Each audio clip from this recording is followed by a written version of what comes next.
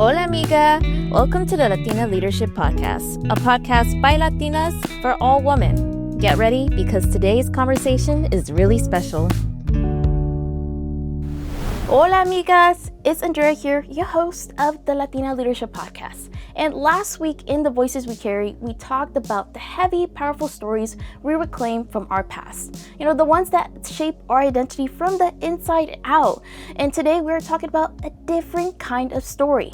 Not the ones we inherit or reclaim, but the ones we are given. The stories we absorb about the world, about other people, about what is safe and what is dangerous. And the mental maps we carry without ever realizing we pack them. And this episode is about what happens when you decide to go and check that map against the actual territory and when you go see for yourself. And we have an extraordinary story from a listener, Michelle. Her journey is not just about seeing 100 countries, it's about the 100 times she had to put down an old story and pick up a new, truer one. And I'm going to read her full story, and then we'll talk about the most powerful skill she learned along the way, and a skill I think we all need. So here's Michelle's story. Let me pull up my phone here. And this is in her own words. So let's read it. My story began far from airports, maps, or anything resembling a world traveler. Growing up in Colombia in the 90s, traveling the world felt wildly out of reach. Other people had family vacations abroad and passports full of stamps. I had none of that. What I did have were books. Literature was my first love and my first passport, and nothing shaped me more than the words of Gabriel Garcia Marquez. His stories were magical and raw, so much like Colombia itself. 100 Years of Solitude was not just a novel, it was a mirror and a map. It convinced me that anything was possible. At 18, I moved to the US holding one audacious dream: meet Gabo. I searched, emailed, asked around, and nothing worked. The universe was not ready to grant that wish yet. Instead, it gave me something far more powerful. In 2001, with a paper map, a room near the Zocalo, and absolutely zero travel experience, I boarded a flight to Mexico City. My first solo trip.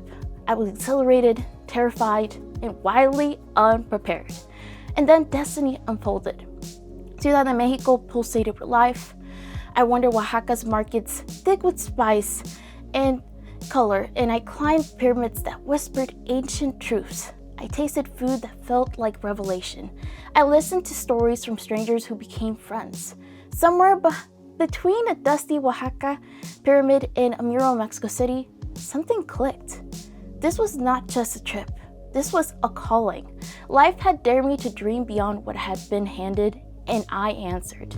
And in 2004, 3 years after that first trip, I finally met Gabriel Garcia Marquez.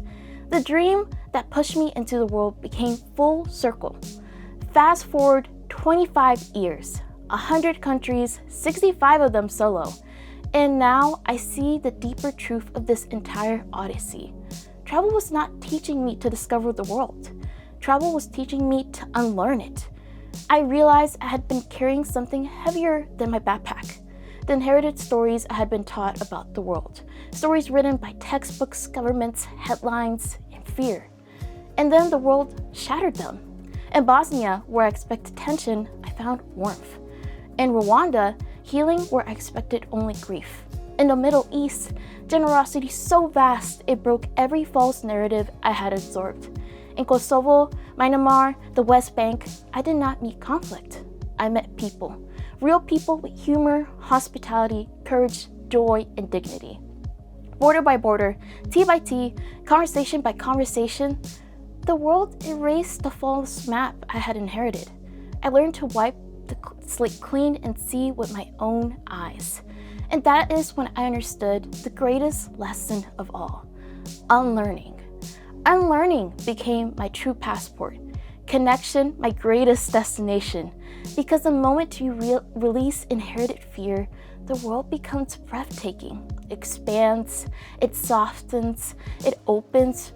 Travel taught me that best classroom has no walls because the world itself is the lesson. A journey that began with a girl who had never imagined she would travel the world became an odyssey across 100 countries, a pilgrimage towards truth, a rebellion against fear, and a love letter to humanity. Gracias, Gabo, for lighting the spark that carried me across the world and into the story I was meant to live. Oh my God, what an amazing story from our listener. Michelle, thank you so much for that. And the quote, "Unlearning became my true passport." That line, it stopped me. We spent so much of our lives trying to learn, to acquire skills, knowledge, degrees, but Michelle's story is about the profound power of unlearning, of deliberately taking off the lenses you were given and trying to see with your own eyes. And she names it perfectly: the inherited stories, the narratives about places and people we absorb from news headlines, from history books, from casual comments at the dinner table. And for many of us, those stories are also filtered through the immigrant experience. Stories of caution, of risk, of the safe path. And Michelle's first act of unlearning was about her own possibility. A girl from Colombia in the 90s with no passport, unlearning the idea that the world was not for her. Gabo's books were her first counter narrative. They told her a story where magic was real in places that looked like her home, and that cracked the door open. You do not need a plane ticket to start this process. Unlearning is an internal skill. Michelle's journey gives us a blueprint for how it works, and we can apply it right where we are. First, identify the inherited story. So, what is a belief you hold about a type of person, a career path, a way of living, or even about your own potential that feels more like a given than a choice you made? Is it that certain neighborhoods are bad, that a creative career is not stable, that you have to have everything figured out by a certain age? Name that. Just like Michelle named the fear-based narratives she had absorbed about entire regions of the world. Second, seek a personal counter-narrative. So Michelle's counter-narrative started with Gabo's books. Yours might start with a conversation. Find one piece of direct personal evidence that challenges the inherited story. And this could be talking to someone from the scary neighborhood, or reading about someone who built a thriving creative business, or listening to the story of someone who found their path later in life. You're not trying to rewrite the whole map at once, You're just looking for one crack in the old story, one piece that does not fit. And third, embrace the T by T method. And Michelle did not unlearn everything in one grand gesture. She did it border by border, T by T, conversation by conversation. And unlearning is slow. It's gentle work. It is choosing to have the coffee with the coworker you think you have nothing in common with. It's reading the article from the perspective you usually dismiss. It is trying the food, listening to music, hearing the personal story. Each small, direct experience is a stitch in a new, truer tapestry, and this is where unlearning meets leadership. And leadership is not about knowing all the answers. It is about having the courage to question the old answers. It is about building bridges based on real human connection, not inherited stereotypes. And by unlearning, we create more space in our minds, in our communities, in our workspaces for complexity, for nuance, for people to exist as their full selves, not as characters in the stories we were told about them. After reading Michelle's story, I had to ask her, what would you tell someone who feels stuck with the map they were given, who wants to start unlearning but does not know where to begin? So let us hear her advice in her voice. So let me pull up my headphones here and let's watch the video. Hello ladies, my name is Michelle Suarez. I am from Colombia and I want to share with you a big passion of mine, which is traveling. I'm a huge lover of all things traveled. I have been traveling the world since 2001 and last year hit a pretty big milestone, which was landing in my 100th country. That was a pretty big milestone as a Latina and as a traveler. I want to share with you a couple things that I wish I would have known before I started traveling. The first thing is that you don't have to be rich to travel the world. It is possible to do it yourself, to plan your own trips, and to actually travel the world on a budget. To this day, I've always been, for the majority of the time, a budget traveler. There's many regions of the world where your money will stretch pretty far. Southeast Asia, Latin America, Central and South America, Eastern Europe, parts of the Middle East, South Asia.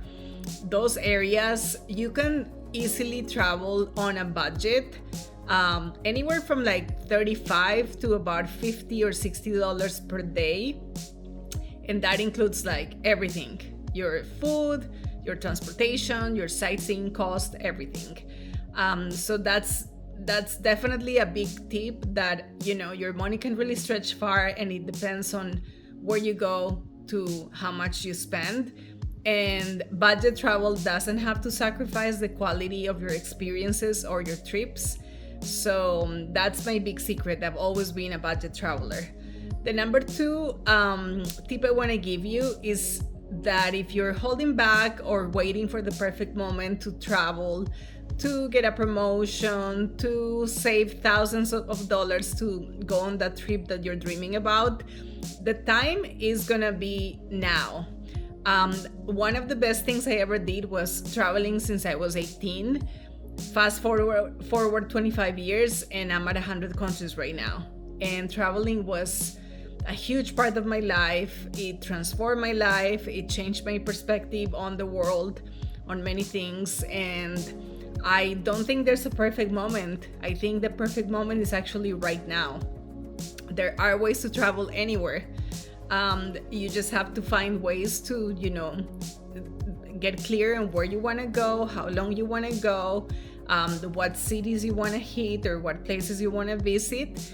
I have a one-stop shop for all my travel planning, which is Lonely Planet. Their guidebooks are absolutely amazing. They are constantly updated, and they have a guidebook for like every country in the world. I've always traveled with their guidebooks. So those are really, a couple tips I wanted to give you. And I really want to see you getting out there. I'm rooting for you, and I want to see you exploring the world and making it happen, because sí se puede. We belong in those elite travel clubs and those 100 plus country clubs. We absolutely belong as Latinos, and I want to see more people out there. Sí se puede. Thank you. Bye-bye. Thank you, Michelle, for that message. That idea to start with your immediate world is so powerful. You do not need a grand plan. You just need your next conversation, your next question, and your next curious choice. Michelle's story began with a book that made her ask, what if? What if the world is more magical? What if it is for me too? Your journey of unlearning can start with a single, quiet question. What is one thing I believe that I have never really questioned? What is the origin story of that belief? And what is one small, safe way I could test it? You do not have to go to 100 countries. You can start in your own city, in your own family, in your own mind. The passport you need is not a physical document. It is the willingness to put down the heavy inherited map and draw a new one, based on your own travels, your own conversations, your own truth. Thank you again, Michelle, for the breathtaking reminder that our greatest adventures are often the ones that happen within us, as we shed the stories that no longer fit and make room for the world as it actually is. And I'm Andrea Diaz, and may your week be full and be hopeful, and find the brave acts to unlearn this week. So, looking forward to seeing you in the next one. Bye, amigas.